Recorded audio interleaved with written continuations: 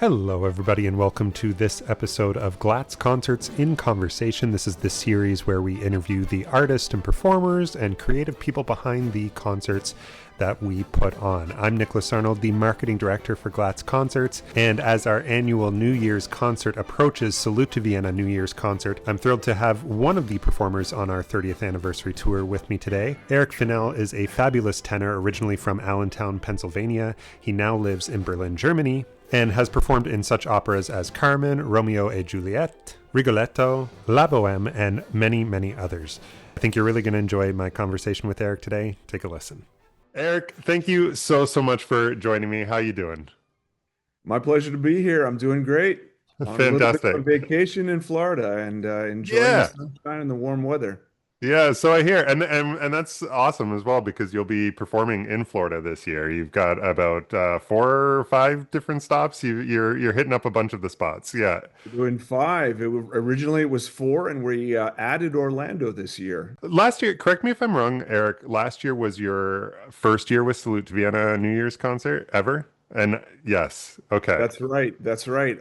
Actually, the history of it goes, I was cast to do 2020, and then it was Ah, canceled. So I finally got back in 2024, 25, and here we are now doing back-to-back years. So very, very glad to be part of the team.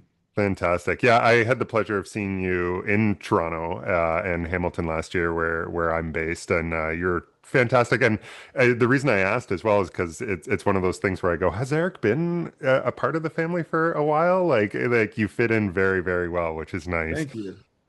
Going back to 2020, then obviously the pandemic was a factor in that. But what's other than that? What led to you connecting with Attila and Marion, connecting with the like? What was your journey to essentially getting booked for Salute to Vienna back then? I'm friends with Thomas Weinhappel, and he recommended Salute to Vienna.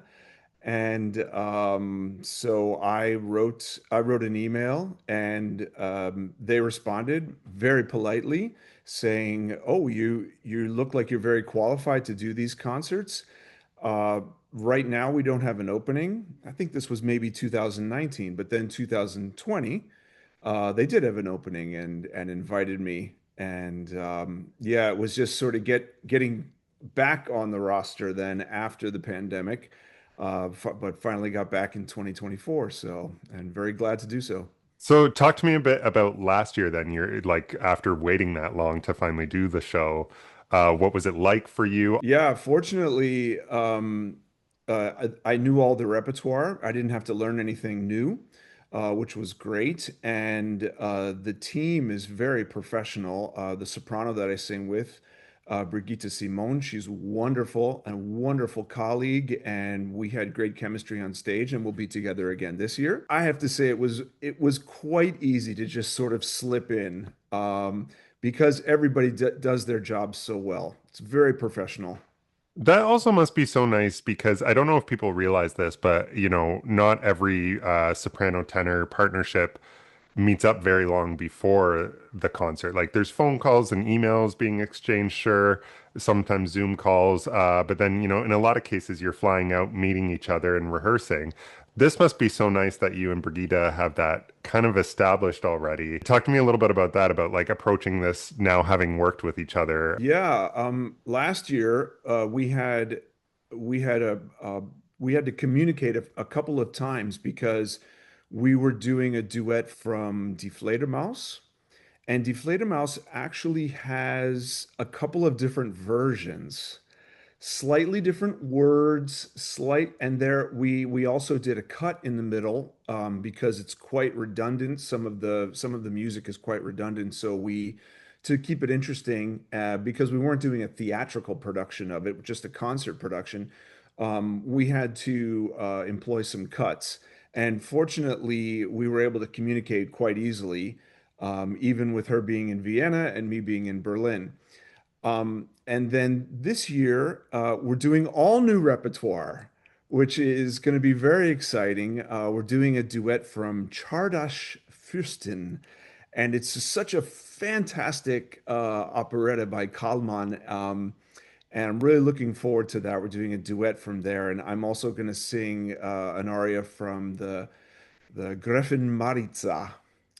Um, and I really love this aria. It's called Grüß mein Wien, and it's a really great stuff. But yes, I mean now I know Brigitte and I sort of know each other a bit. She's a very professional artist, and she was very easy to work with. Now that you've done a Salute to Vienna, how would you describe it to those that are unfamiliar? What makes it special for both for audiences and performers, I'd say actually. Even if you're not familiar with the music of operetta, you will probably recognize the tunes because they seem to be inserted into our culture almost everywhere. And there are many instrumental versions of the arias and duets that we sing, which you may have heard in another concert somewhere or heard on the radio if you listen to light classical music or classical music stations. Um, and you will hear a very professional performance by the orchestra, the conductor, always top notch. You will thoroughly enjoy the music. It really puts me in the mood for sort of the New Year's atmosphere. There's even a few numbers where we do some clappings. You know, of course, everyone is dressed to the nines. I get to wear my tails coat, my frock, as they call it in Germany. And Brigitte gets to wear lots of different costumes based on the arias that she sings. I don't want to reveal too much, but it's wonderful. So it's a sensation for the ears and the eyes. I love it. You hit a few points there, but this tradition dates back, not just with the Vienna Philharmonic, but even before that, waltzes and the Strauss music goes all the way back to like the 1800s around New Year's. And this is a bit of a philosophical question for you, Eric, but why do you think that tradition of like taking in this music and this type of art form at New Year's has lasted all this long? Well, it has to do, first of all, with the material, right? One of the biggest operettas of all time is Die Fledermaus, and it's often performed in Austria and in Germany over the New Year's. And also, it's the lightness, it's the celebration of it. There's a whole ensemble number in Die Fledermaus called the Champagne Trio, and what better way to ring in the new year than champagne? And I think people just want to be optimistic. I know I want to always be optimistic for the new year to come, and so we want that sort of that sort of rousing waltzy style music, very positive and full of energy to bring us into the new year. Yeah, and it makes sense. Like, art has all, even through like tribulation and difficult times and all that kind of stuff, art and performance has kind of been this through line through all of it. No matter the years that we're having or like whatever is going on in the world, and this goes all the way back, hundreds of years. Yeah. Art seems to kind of be this like through line through it all, right? And especially at New Year's where there is that kind of time to reflect and then also look forward, right? Which I Mhm. find Salute to Vienna has that. But yeah, you've done operetta before. You've performed a number of roles. Talk to me a little bit about operetta in general and what excites you about it as an art form. When you leave operetta, you're always sort of happy. And what I love about the really great operettas that survived, what I love about when I perform them is there's very little acting involved, Mm, sort of, or what you sort of stepping outside of myself. Most of the characters that I play, I can sort of give an as if scenario too. So, as if I lived in this time, I was a count, I had a countess, I was maybe secretly in love with someone else, or they were secretly in love with me, and there was someone secretly in love with my countess, and we just sort of play that out. And it's the ones that have survived. They all have that quality where the actors just play themselves. They mm. don't have to overact. They don't have to do anything sort of extra.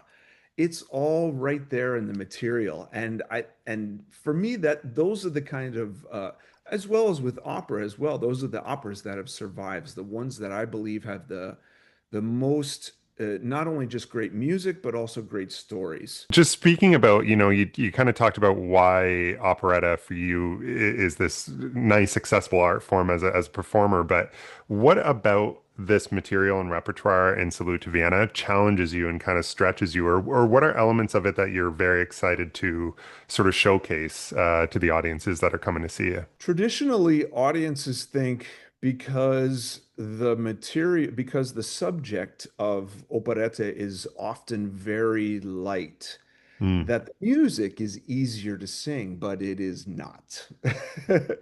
It is very, very difficult. It often requires me to sing very high but very soft. Because and it's that's very difficult because you need a lot of power to reach the high notes, but also then you need to balance your voice so you can sing the soft notes. The operetta requires a certain kind of interpretation. mm, Um, often the music is sometimes what we call a Sprechstimme. It's speech-like.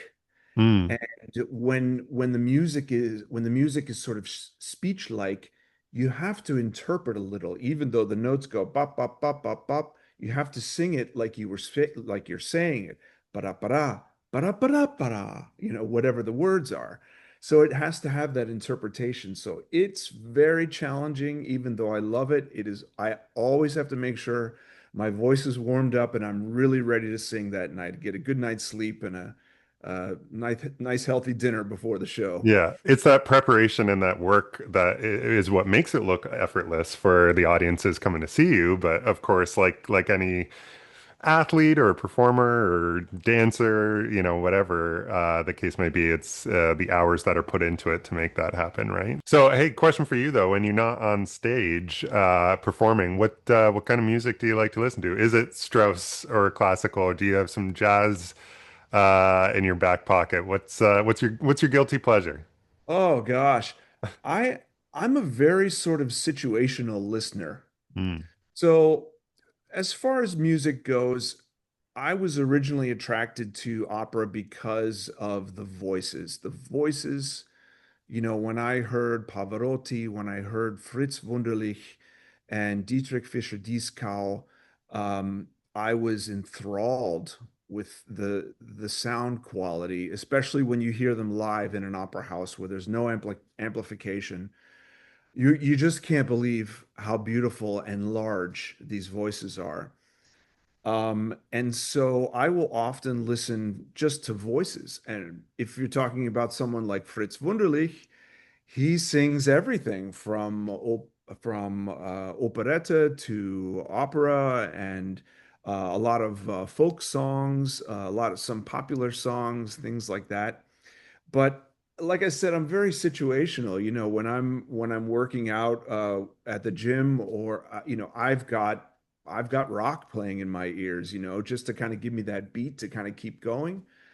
I'm gonna say When some Nessun Dorma while you're lifting weights would be something else, but Would probably just be very distracted listening to the quality of the tenor's voice, right? yeah.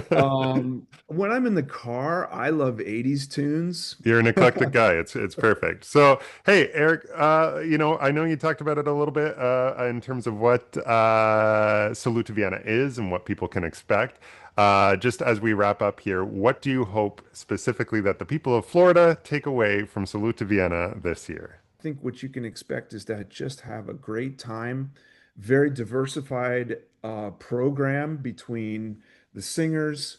It's a beautiful show, beautiful costumes. If you love classical music, it's a very high quality and it will be everything you expect. If you are new to classical music, I think you will also get a lot from it just because you'll say, I know that music. Where have I heard that before? And also, it's played at such a high level. I think it's a win-win. Eric, thank you so much. Folks, you can catch Eric Fennell sing Salute to Vienna New Year's concert in Sarasota, Miami, Clearwater, West Palm Beach, and Orlando. Get your tickets at salutetovienna.com. Eric, thanks for joining me. My pleasure. Thank you, Nick.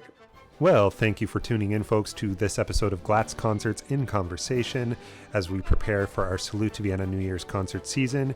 You can find out about Salute to Vienna as well as all of our concerts, including Bravissimo New Year's at the Opera, by visiting glatzconcerts.com.